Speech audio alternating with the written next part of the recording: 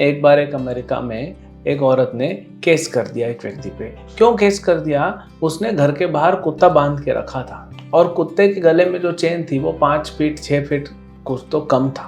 6 feet होना चाहिए था, 5 फीट था। तो केस कर दिया, जीत भी गई और बेचारा आदमी से कुत्ता को अलग कर दिया। हरे कृष्ण। भगवत गीता अध्याय 6 श्लोक संख्या 8 और 9। ज्ञान विज्ञान तृप्तात्मा कुतस्थो विजितेन्द्रियः युक्त ही उच्यते योगी समलोष्ट्रश्म कांचनः सुरन्मित्रारि उदासीन मध्यस्थ द्वेषबन्धुषु साधुष्वापि च पापेषु समबुद्धिर्विशिष्यते। वह व्यक्ति आत्म साक्षात्कार को प्राप्त तथा योगी कहलाता है जो अपने अर्जित ज्ञान तथा अनुभूति से पूर्णतया संतुष्ट रहता है। ऐसा व्यक्ति आध्यात्म को प्राप्त तथा जितेंद्रिय कहलाता है।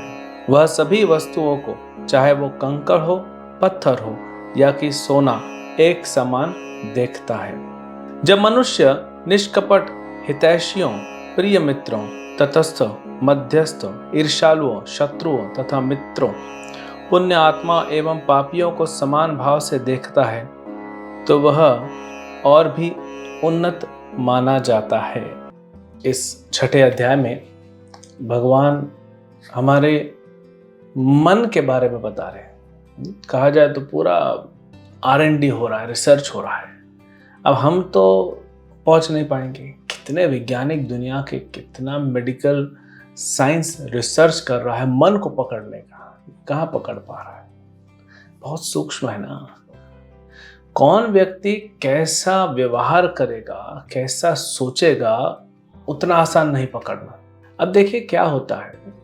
अगर एक स्त्री है जिसका विवाह हुआ, पति पत्नी दोनों साथ में संबंध बनाते हैं, कालांतर में पत्नी गर्भवती होती है और फिर कुछ समय बाद बच्चा पैदा होता है।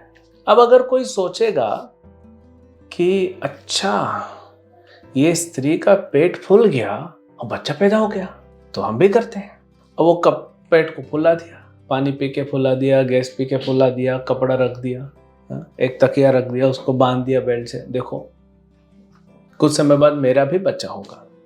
क्या लगता है आपको? नहीं होगा, क्योंकि बच्चा सिर्फ पेट फूलने से नहीं हो रहा है, अंदर से कुछ चेंजेस हुए हैं, वो बाहर दिख रहा है। वो स्त्री के शरीर में अंदर बच्चा बढ़ रहा है, उसका रिजल्ट है कि पेट फूल रहा है। पेट फूलने से अंदर बच्चा ऐसा कुछ नहीं है। लोगों को गैस हो जाता है तो थोड़ी ना बच्चा पैदा होने वाला है। तो वही भगवान यहाँ पे बता रहे हैं कि जब तक अंदर में संतुष्टि नहीं होगी, आप बाहर में ये जो लक्षण बताए गए हैं कि हर वस्तु को, पत्थर को और सोने को समान देखना या शत्रु और मित्र को समान देखना, ये नहीं हो पाएगा। ये बाहर से प्रैक्टिस करने की चीज नहीं है। बहुत सारे लोग दुनिया में प्रयास करते हैं बाहर से अच्छा बनने का, हो हम सबके साथ अच्छे रहेंगे, लेकिन अंदर आपके भक्ति नहीं है ना। संसार से विरक्ति हुई नहीं है, अभी भी मायाबद्ध हैं, रजोगुण तमोगुण से ग्रसित हैं, तो वो ज्यादा देर नहीं चल पाएगा। जैसे एक बार एक अमेरिका में एक औरत ने केस कर दिया एक व्यक्ति पे। क्यों केस कर दिया? उसने घर के बाहर कुत्ता बांध के रखा था और कुत्ते के गले में जो चेन थी वो 5 फीट 6 फीट कुछ तो कम था। 6 फीट होना चाहिए था, 5 फीट था। तो केस कर दिया, जीत भी गई और बेचारा आदमी से कुत्ता को अलग कर दिया। एक ही सहारा था, उसको भी अलग कर दिया।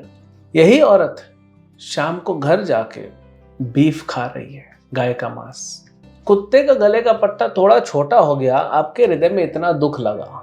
तब दुख नहीं लगा जब गाय को काट के खा रहे हो। ये संसार में ढोंगी लोग ज्यादा है, दोगलापन है। क्यों? क्योंकि रजोगुण तमोगुण का प्रभाव हैवी है। अब भगवान बोल रहे हैं जब पूर्णतया कोई संतुष्ट हो जाए ज्ञान और विज्ञान के आधार पे, भगवत गीता का आप ज्ञान लीजिए, उसको अपने जीवन में अपनाइए। उससे क्या होगा? उससे आपको साक्षात्कार मिलेगा। उसका फल होगा कि आप पूर्णतया संतुष्ट हो जाएंगे अपने जीवन में। और जब संतुष्ट हो जाएंगे तो सोना और पत्थर में फर्क नहीं देखेंगे। जैसे छोटा बच्चा है, बड़े व्यक्ति का भी एग्जाम्पल लेंगे। पहले छोटे बच्चे का समझ मन के थोड़े साफ रहते, उसका पेट भरा हुआ है। अब एक बार उसने खा लिया ना, उसके सामने कुछ भी आप रखो नहीं खाएगा, पेट भर के। भले खिचड़ी से पेट भरा, अभी सामने आपने पिज्जा रख दिया, लेकिन क्या मुंह में उसके पानी आ रहा है, लेकिन जगह नहीं। ऐसे ही बड़े व्यक्ति के साथ भी होता है। बड़ा व्यक्ति थोड़ा सा इधर उधर जगह बना के एक बार तो खा ही लेता है, क्योंकि पेट में अन्न गया ना, संतुष्टि हो गई, अब कुछ नहीं चाहिए। अब आप पिज्जा पास्ता लेके आओ, चाहे दाल चावल लेके आओ, उससे फर्क नहीं पड़ता। हमारे लिए दोनों ही सेम है। तो वैसे ही जब हृदय में आत्मसंतुष्टि होगी हमारे, वो कैसे होगी वो आके बताएंगे। जब आत्मसंतुष्टि होगी तब आप सबको पदार्थ देखोगे, धातु। सोना भी पत्थर है, पत्थर भी पत्थर है, क्या फर्क है? क्योंकि आपको न सोने से मतलब है न पत्थर से मतलब है। आप तो भक्ति करके, भक्ति योग में उन्नत होके समाधि के स्तर पे आ गए हैं।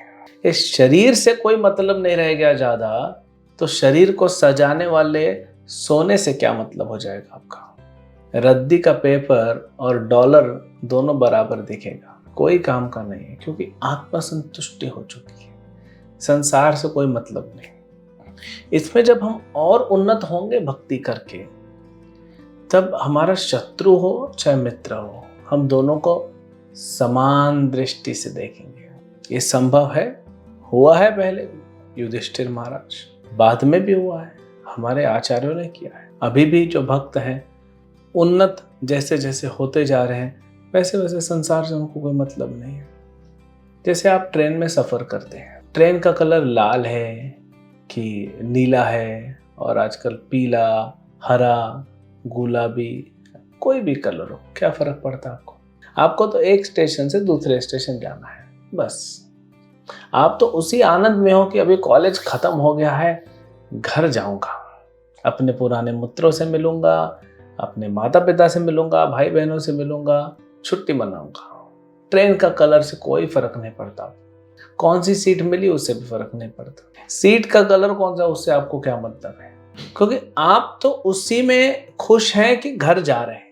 तो ऐसे ही जब भगवान की भक्ति करके कोई व्यक्ति जब भक्ति में आगे बढ़ता है और ये सोचता है कि बस मुझे भी भगवान से मतलब है, भगवान के घर जाना है, जो कि अपना स्वयं का घर है, इधर क्या करना, ये भौतिक संसार क्या है। मान लीजिए आपका घर सिर्फ, कभी कभी होता है छोटा डिस्टेंस होता है, 1 घंटे का दूरी है, तो कोई पैसेंजर ट्रेन पकड़ के बैठ जाते हैं, जो मिला पैसेंजर मिला, मेल मिला, क्या फर्क पड़ता है?